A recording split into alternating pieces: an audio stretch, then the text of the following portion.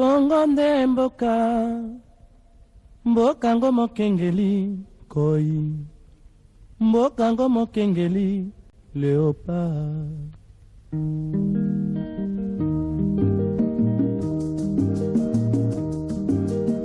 Tofungwani misolelo, tomoni bozo banyoso tosali, oya kobongisa Kongo aveni, ebongi tosala, moto nyonso ata. Aujourd'hui, je vous assure, nous allons apporter. Bienvenue dans ce nouveau numéro spécial de votre émission Écho du Haut Conseil national de la transition, une émission à caractère politique qui vous informe de toutes les résolutions et des recommandations prises au finissage des travaux de la conférence nationale souveraine.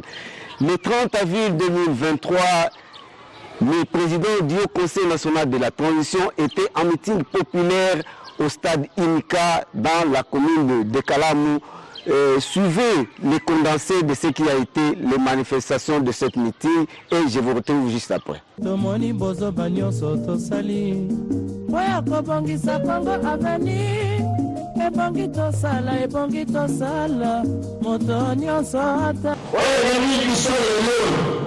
Le 30 avril 2023, la dame très bien que le outil de le 24 avril 2023 au 24 avril 1990.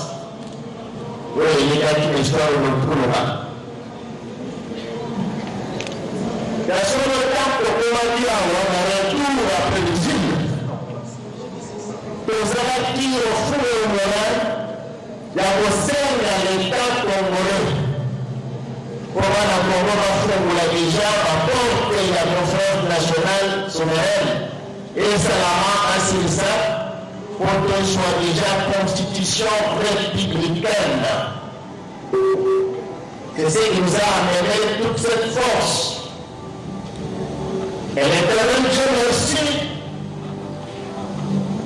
Et ça a dit bonne compréhension de l'institution, mais ça a dit qu'au maman, avant la mort Joseph Kabila Kabange, après ça qui m'a ordre, avant la mort Evariste Bouchard, le ministre intérieur,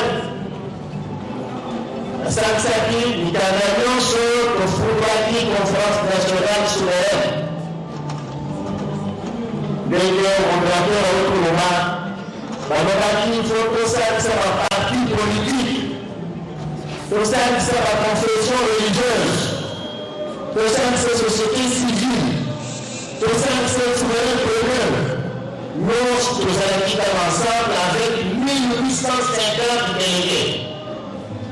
Pendant 10 jours, de choisir par résolution, nous sommes les gens de ceux qui est signé, nous sommes encore dans l'État, la restitution, pour appeler sa réponse.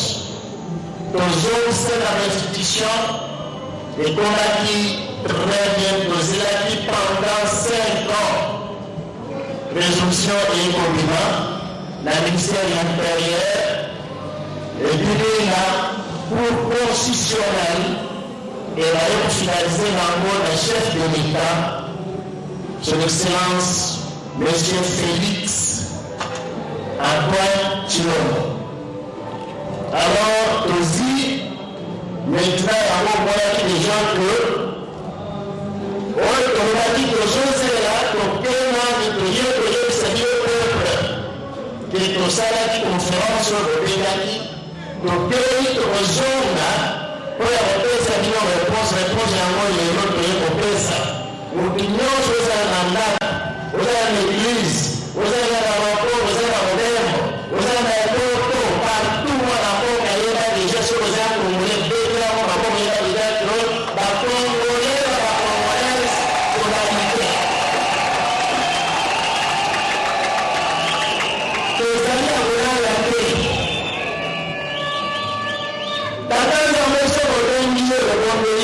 Réponse. Si on veut appeler ces réponses, des hommes, des sous. Nous avons la camarade.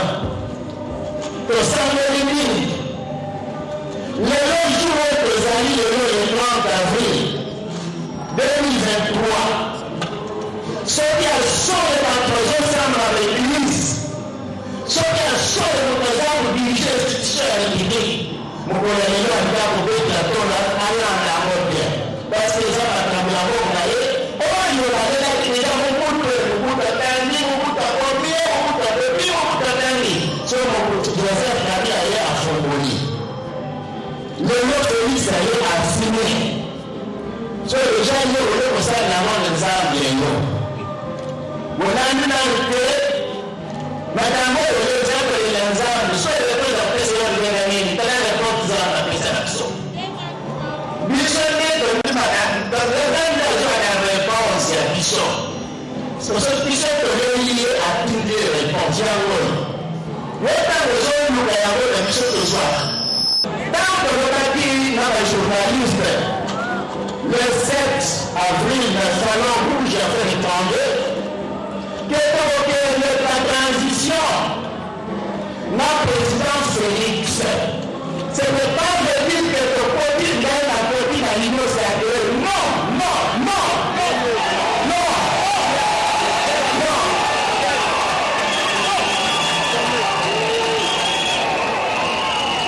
Du ce temps qu'on a dit que le président Félix Azala, la président de la République, le président de la République, mais la conférence des vice-présidents de la République, la conférence au président de l'Aéro.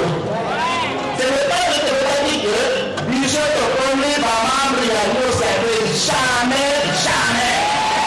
Ce n'est pas ça.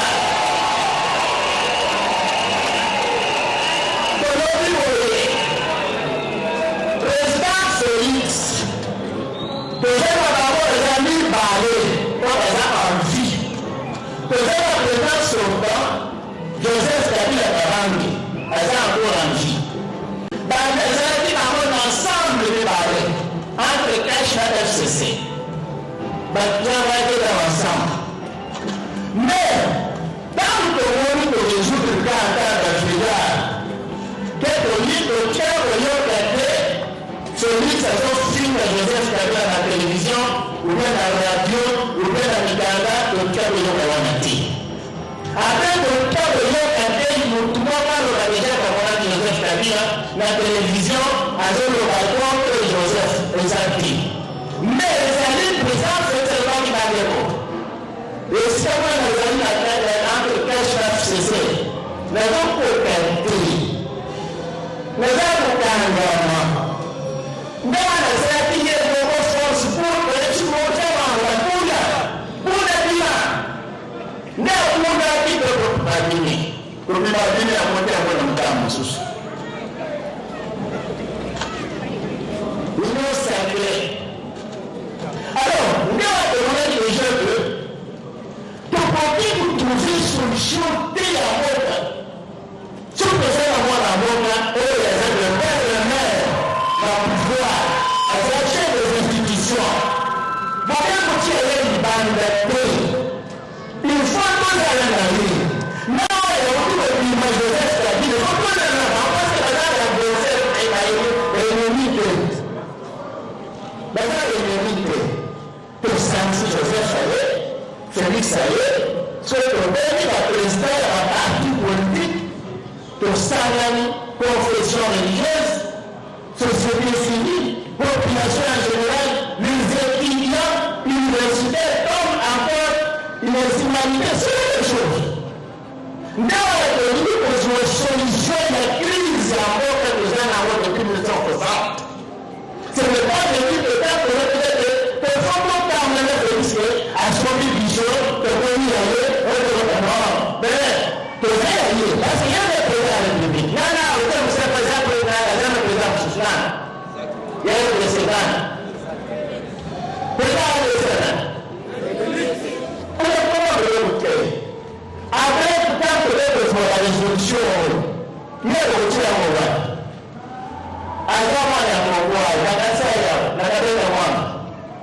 Moi, je ne peux pas les sociétés qui se font dans le monde. Alors, il y a un voix.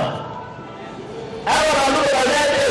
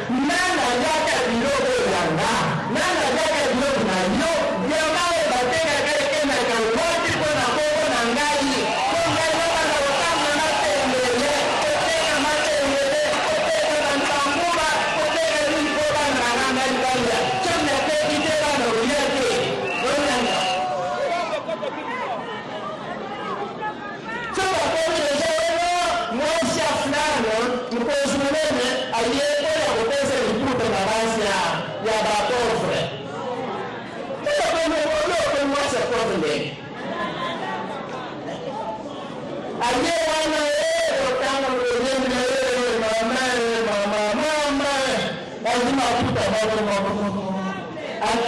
encore 5 ans après. Nous pouvons le regarder.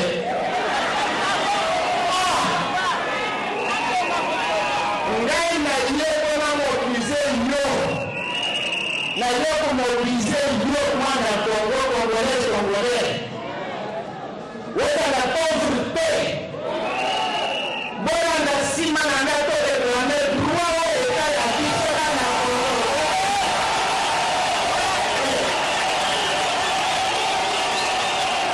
Voilà la simana de réclamer droit au représent de la parole de la voix de la flamme. Mais malheureusement, les enfants de la défense la flamme.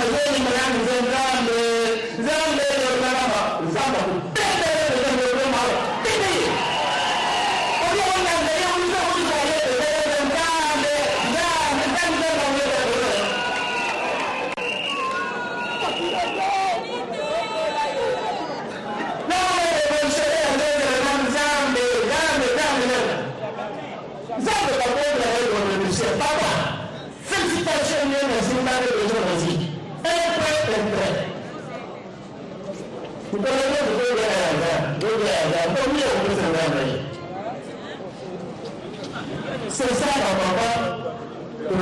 révolution, c'est ça la quête de la conférence nationale souveraine, la révolution nationale. Pourquoi appliquer la mot? On avait dit qu'à deux stades, donc les avis de la recette, pour l'avoir dit les droits de la mot, félicitations de Hollande. Après, Aoua, Scott March, et dans le Parlement, tout le Sénat, la députée, la sénateur,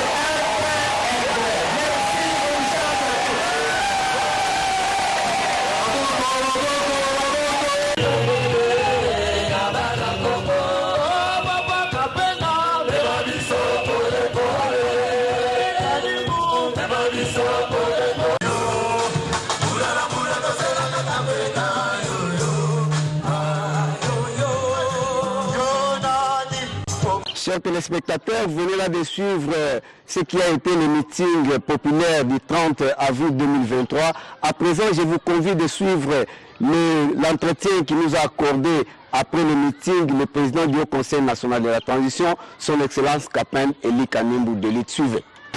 Bonjour Monsieur le Président. Bonjour.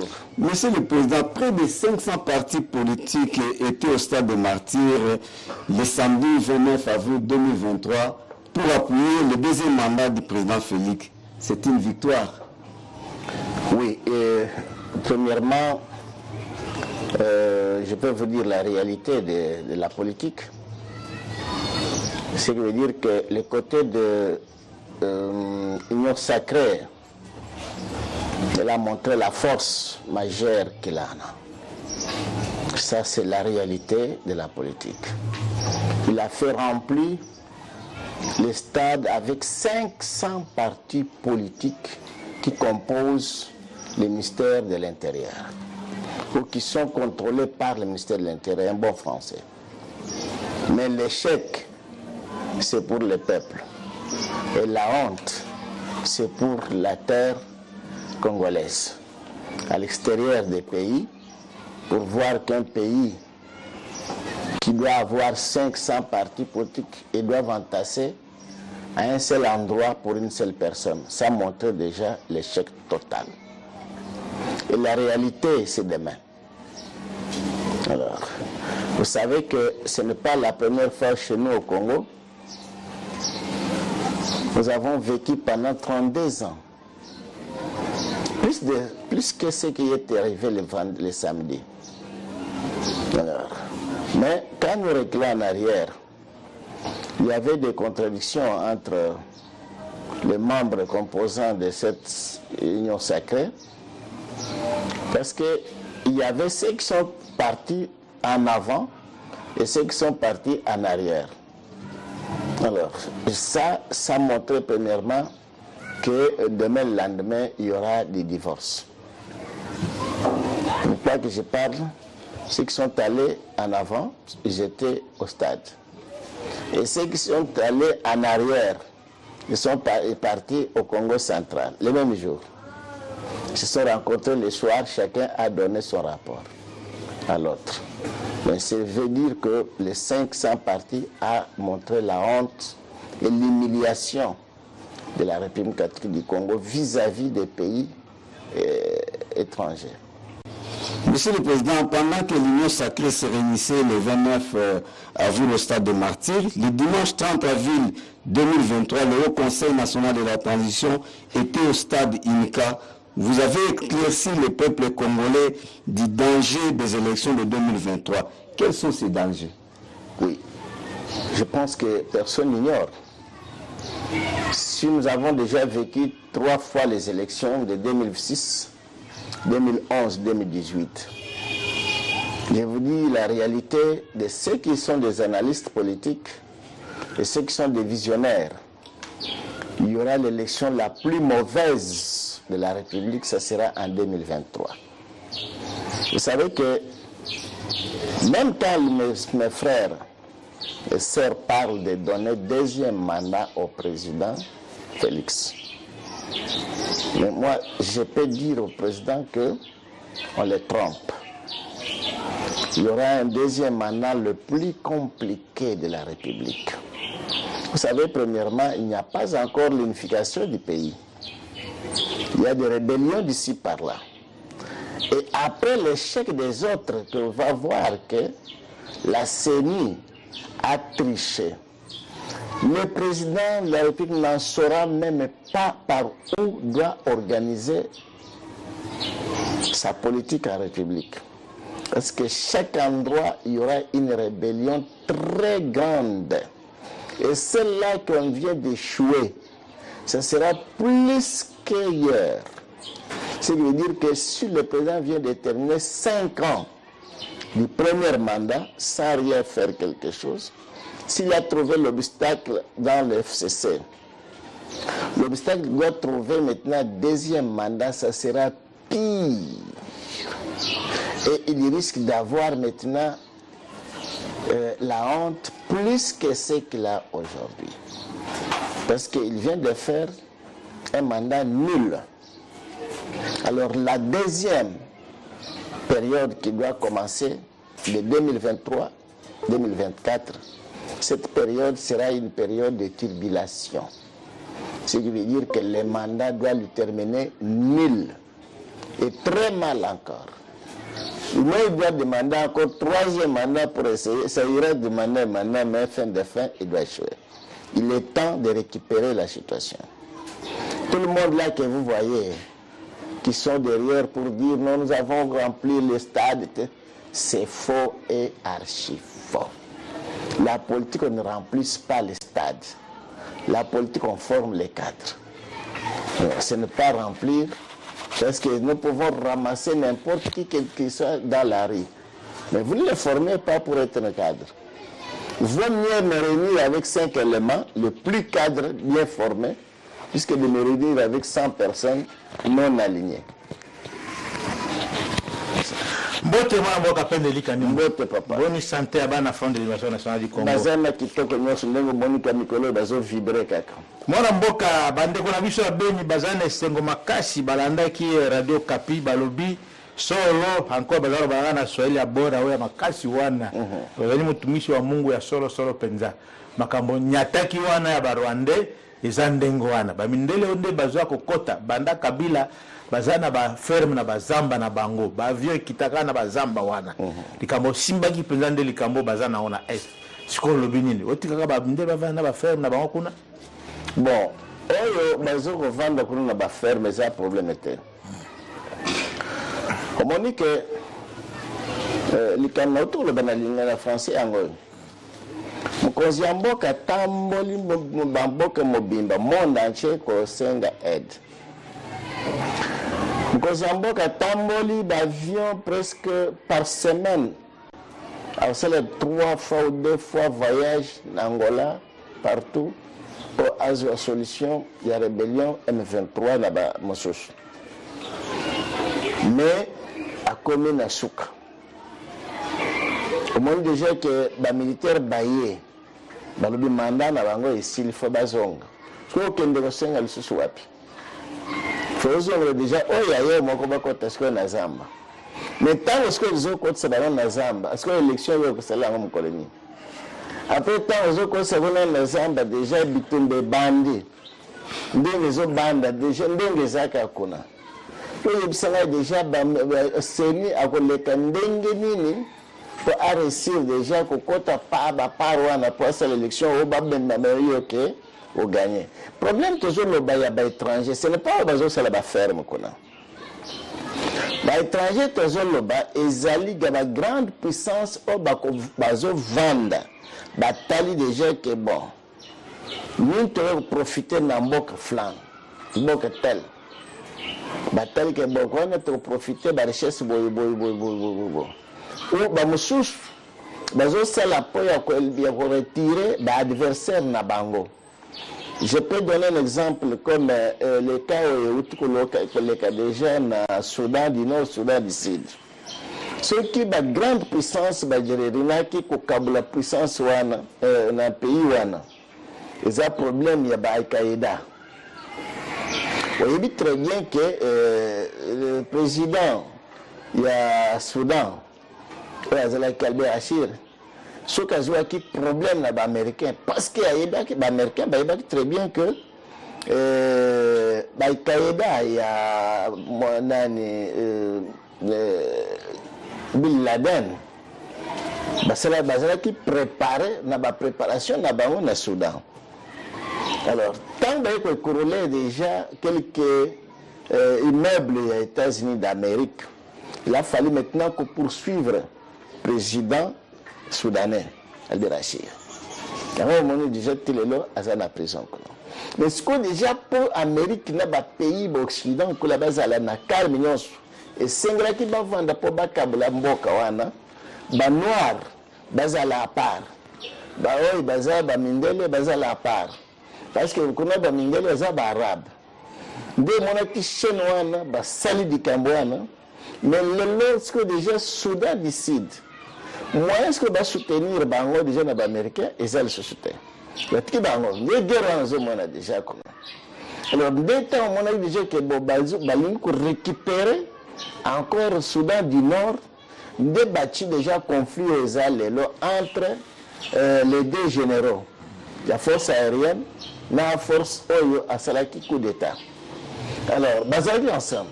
Maintenant, les Occidentaux, mon force, il fallait encore diviser encore de nouveau. Je sais que les cas qui sont en Iran et en Irak, c'est que les cas qui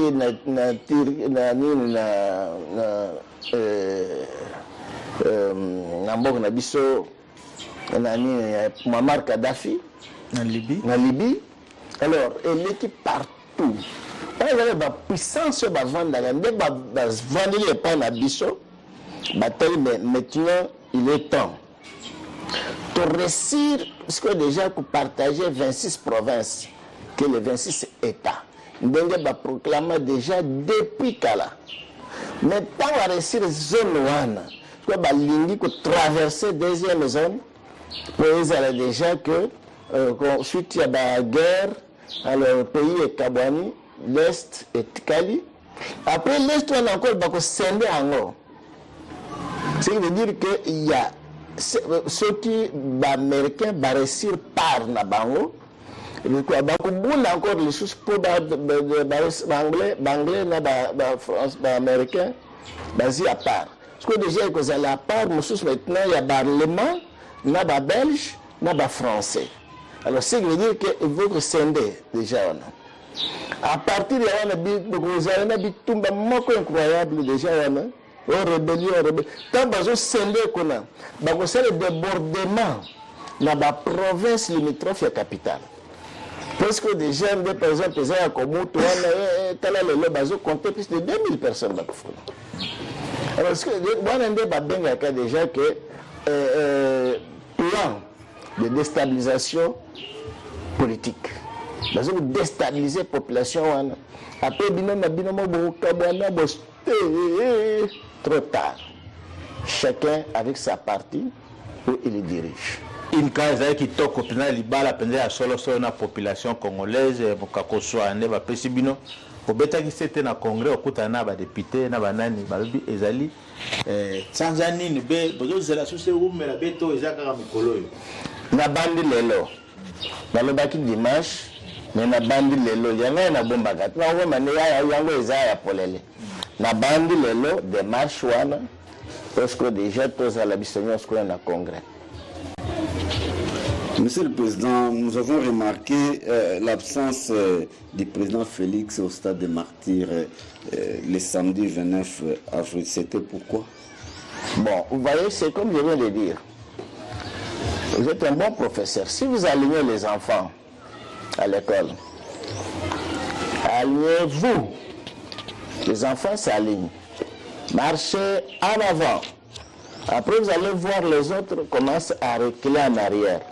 Ceux qui sont d'accord avec vous, c'est ce que vous avez dit de marcher en avant. Ceux qui sont reculés en arrière, ils ne vous ont pas bien compris. Alors, ce qui veut dire qu'il y a à rire. Les gens peuvent voir que non, il y avait l'erreur de ceux qui sont rentrés en arrière, ils ont mal compris. Mais après, quand vous soyez avec lui, il va vous dire, je n'ai pas mal compris. Je savais. Au lieu d'aller là où il y a les dangers, je suis rentré en arrière. Tout est ça. Monsieur le Président, aujourd'hui, avec tout ce qui se passe, nous assistons au quotidien les taux de criminalité avec une cruauté dans notre population. Mais la plupart des politiciens ainsi que les membres de la société civile disent que nulle part au monde on peut éradiquer la criminalité. Que dit le président du Haut Conseil national de la transition, le leader du système Union des neutralistes indépendants? Vous savez, les criminels, parce que quand il y a les mésententes, on peut former la criminalité. Quand il y a la souffrance, il y a manque de faire à faire, il y a toujours la criminalité. Mais quand